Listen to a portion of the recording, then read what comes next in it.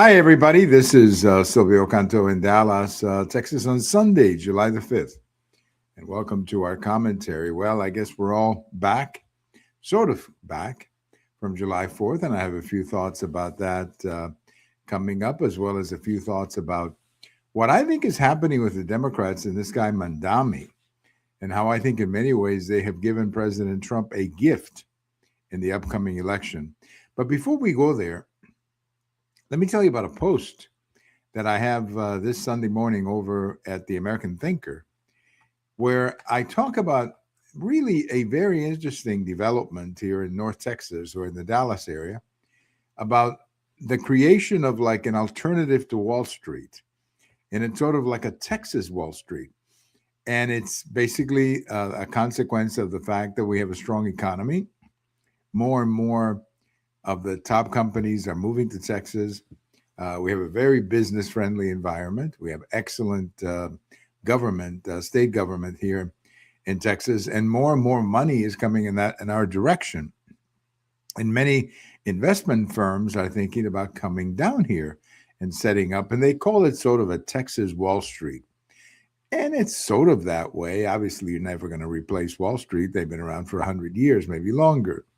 But it is really fascinating because it shows how fast Texas is coming along as a financial center. And I think in a generation, maybe less, maybe 15 or 20 years, maybe less than that, maybe 10 years, I think you're going to see this Dallas, Fort Worth, North Texas area seen around the world as a real financial center for banks, insurance companies, and investment houses. I think we're going to be rivaling Wall Street in a way that nobody would have thought about 15 or 20 years ago, maybe 30 years ago. So I think it's a very positive sign and another indication of the good reputation that the Texas economy has and how people around the world view Texas not just as a good place to do business, but a good place to invest, because they look at our state government and they see a state government that, will let you make money, will let you function, because they understand that you're creating jobs and you're bringing money to Texas. So I think it's a fascinating story, and one that you'll be hearing a lot more about. And over, as I say, I have a post about this over at the American Thinker today. Check it out. And I get into a little bit more information about that over at my post. Well, today after July the 4th, and, sort of getting back on the saddle, if you will, and starting to talk about politics again. Look, I think the overall ceremonies for July 4th were absolutely great. A lot of Americans showed up, and you could see the videos in the news in lots of different places with parades, local parades, which are always the best, spontaneous demonstrations of patriotism all across the country. I thought President Trump gave a good speech. So I just think it was a good day for the country. It was a great day for the country, really. Now, it was not a good day for some people who apparently are not proud of the country. I wrote about this the day before over at the American Thinker about people who apparently are not proud of the United States anymore. They somehow, I guess they hate the incumbent president so much that they're no longer proud of the country. Well, look, if you feel that way, if you're going to let your views of the United States be somehow determined by who the president is, then I think, you're doing yourself, frankly, a great disservice. You really are. I didn't feel this way when President Obama or President Clinton went in. I still feel very proud of the country, even though I didn't like the president. So a lot of people are, again, this Trump derangement syndrome has really affected some people bad. And you look at some of these surveys that they've done, and Republicans are proud of the country. A lot of Democrats are not.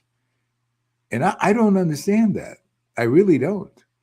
Because what other country are they proud of? I mean, where would they rather live? What is it about this society that bothers them so much? Just because they elected Trump, that all of a sudden turns you into somebody who's not proud of the United States? I mean, what kind of a what kind of thinking is that? Well, not very good thinking, to say the least. So I thought it was an overall great day for the country. A lot of good celebrations, all fireworks. I mean, it was just great.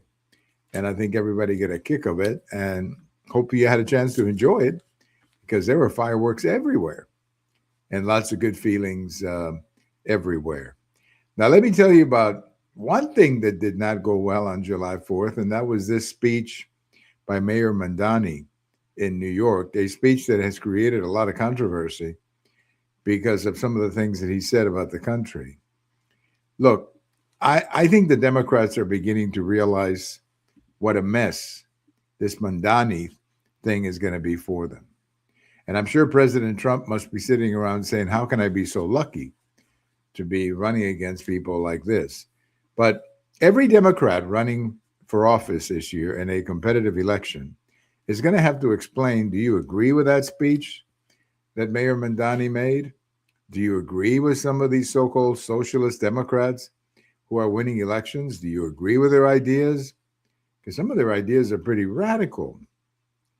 I mean, do you still support Israel, for example? That's another question they're going to have to ask. What do you think of this Supreme Court decision regarding gender and, having boys and girls play in separate teams? So I think in many ways, this Mamdani problem is going to become a bigger problem for the Democrats than they may realize. And I think a lot of them realize it. And that's why they're sort of distancing themselves from him. But the problem with distancing yourself from Mamdani is that you're going to get a primary if you do that. And that primary may cost you your job, as we just saw in Colorado, as we saw in New York. I mean, these people are serious about defeating Democrats. I also think this Mamdani effect is definitely going to bring to an end the career of Chuck Schumer, Senator from New York. I don't think he's going to run for re-election in 2020, 26, 8, I think, when he's up again. And that's because I don't think he wants to go through the embarrassment of being defeated in the primary, which all indications are that he would be.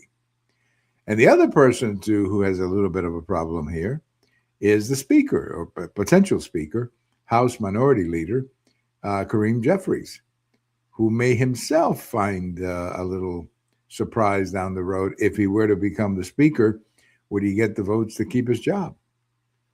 I don't know. I mean, these are all questions. I don't know.